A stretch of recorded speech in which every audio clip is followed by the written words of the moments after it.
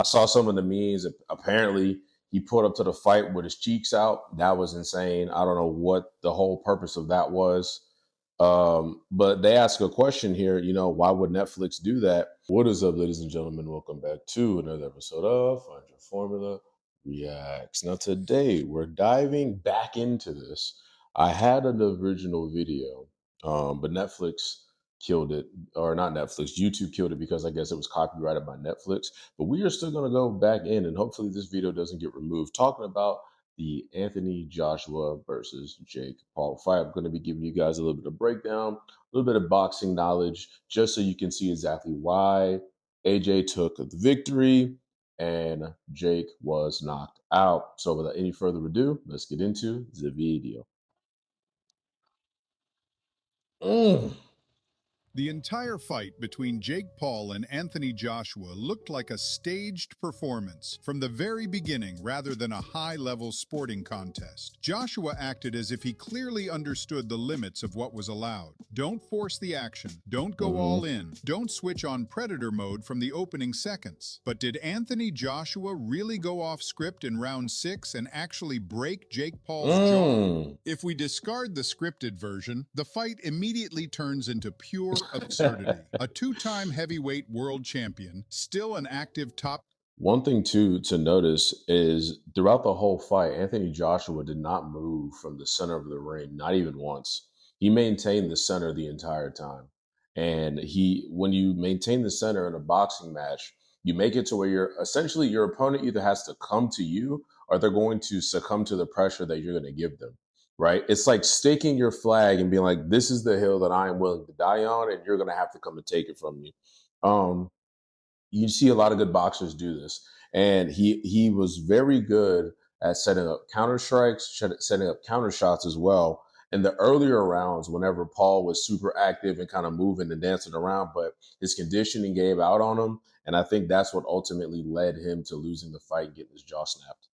A two-time heavyweight world champion, still an active top 5 fighter, struggling and failing to cleanly land on a well-trained YouTuber. In reality, this should have looked similar to Joshua versus Ngannou, brutal, short, and with no chances. Yeah, I remember that fight. Tyson Fury, Francis Ngannou proved that he should not be underestimated. At any moment, he can send someone to the canvas. Because of that, Joshua immediately switched on and finished him in 2 rounds. But in the fight with Jake Paul, it felt like a true world-class heavyweight was almost equal to a man who has neither the mass, nor the punching power, nor the boxing experience in this division. According to the laws of physics and boxing, such a fight simply cannot be long. That's exactly why the duration of the bout and its tempo look suspicious. The large ring is another element that's hard to call accidental. Its size clearly benefited Jake Paul. The space allowed him to avoid direct pressure, constantly retreat, move laterally, and most importantly, clinch. Jake practically built the entire fight around tying Joshua up, hanging on him, breaking his rhythm, and turning the bout into a sticky, uncomfortable slog.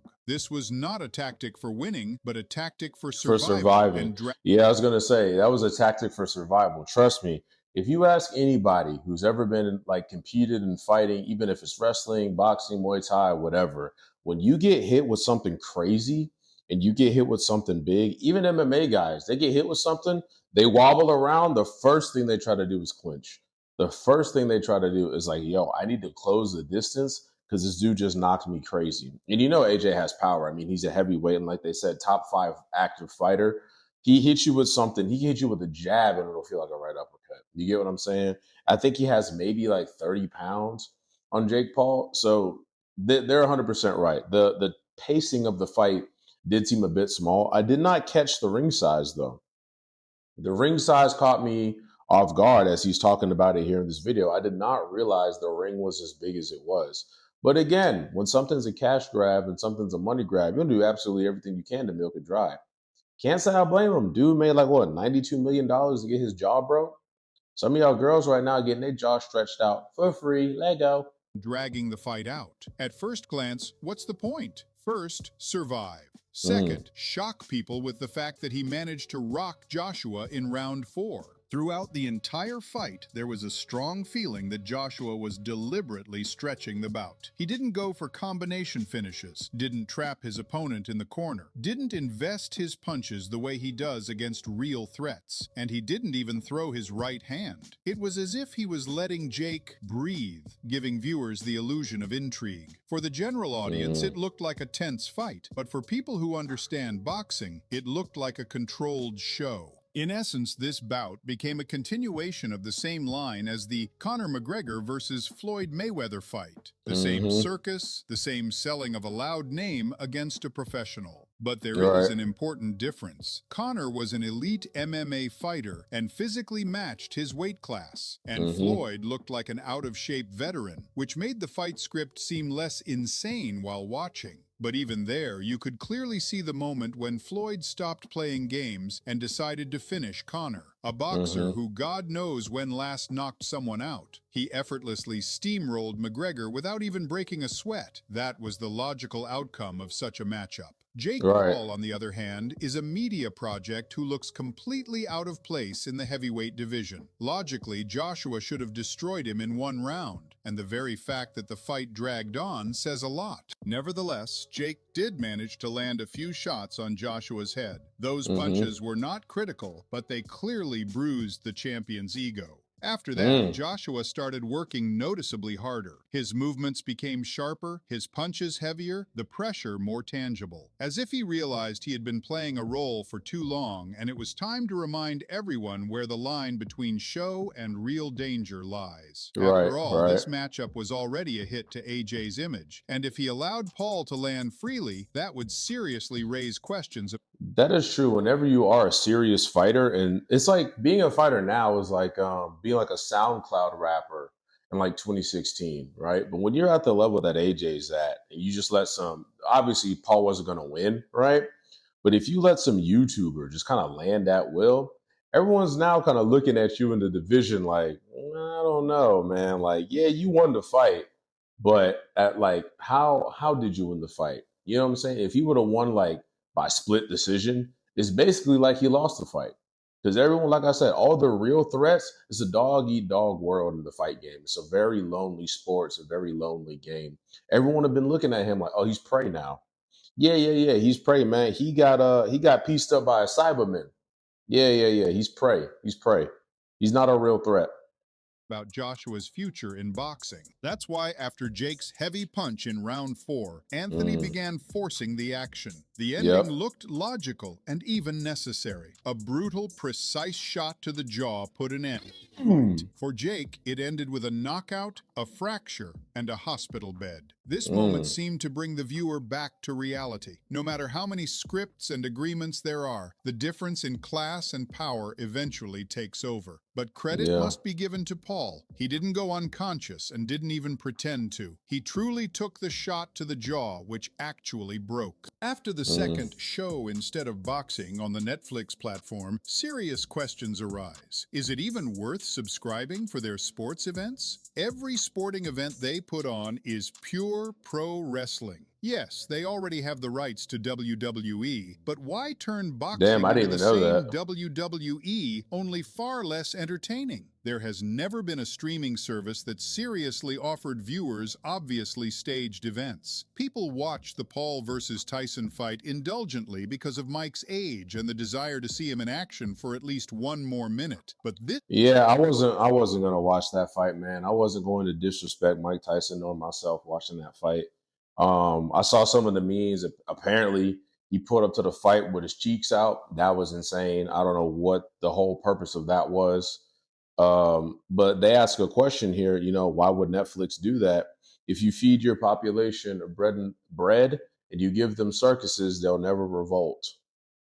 I will leave that there. I'll let that hang in the air. But I didn't even know Netflix owned the rights to ESPN. I thought that was still Disney. But if Netflix is starting to move in the way that Disney is, you can expect a lot more slop content to kind of come out of that in the fight game. You know what I'm saying? But like I said, I mean, Paul made $92 million off that fight. So I can only imagine what Netflix made off of streaming that. It was probably something outlandish.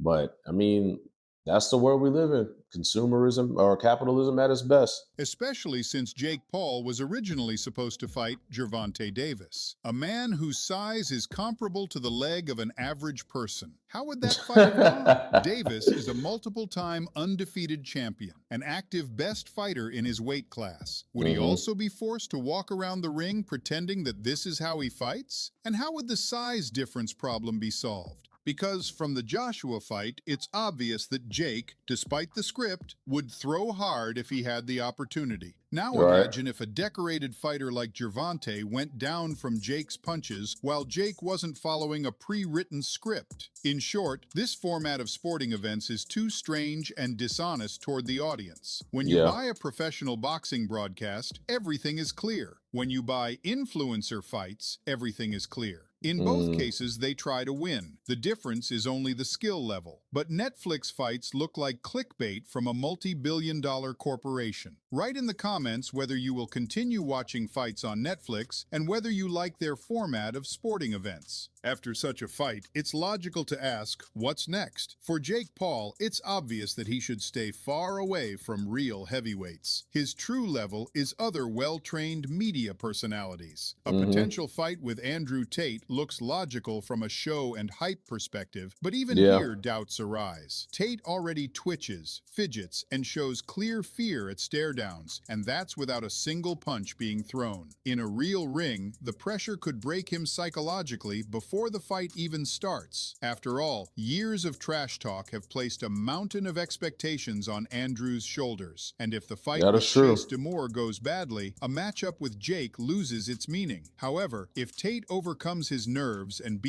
Spoiler alert, that fight did go badly for Tate. Yeah, my boy Tate took that L, boy. And I tell you, dude was on, what was his name? Chase was on him. Was on him. Now, again, the fight, it was still kind of sloppy. And I think Andrew Tate's conditioning kind of let him down a little bit, but we'll get into that in a different video.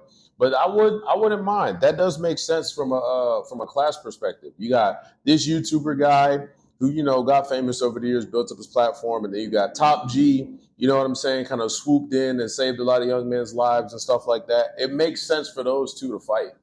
Yeah, yeah, yeah. It makes sense for those two to fight. You know what I'm saying? My money's on Tate if they fight, but just because he didn't get his jaw broke. But yeah, but I don't know, man. Tate he up there in age now. He not no spring chicken no more, like my mama would say. So I don't know. beats Demore convincingly, then his fight with Paul could be exactly what brings hype back to influencer boxing. As for Mm, Anthony Joshua, that's a completely different conversation. His name is still associated with big mm, fights against Tyson Fury and Deontay Wilder. But the right. main question remains open. Was Joshua's form in this fight optimal for such super fights? Restraint, caution, and the lack of a killer pace could be part of a script, or it could be a signal that his peak is already behind him. Against Fury or Wilder, this kind of control and energy conservation could backfire badly. There will be no I don't time to know. drag out a I disagree with that. I disagree with that because when he fought Angel Ruiz the second time, he was more controlled and he was a bit more poised and a bit more locked in, if you will. So I don't necessarily think that having that restraint and that control is a bad thing in a fight. You got to know who you're fighting.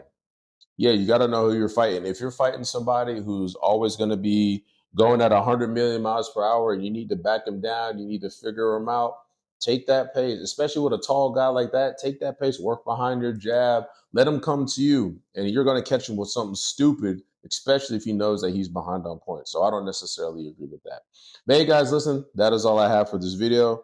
If you like the video, please don't forget to like, comment, and subscribe. And don't forget, the best way to help out the channel is to like another one of the videos that you see popping up on the screen right now. I'll catch you all in the next one. Peace.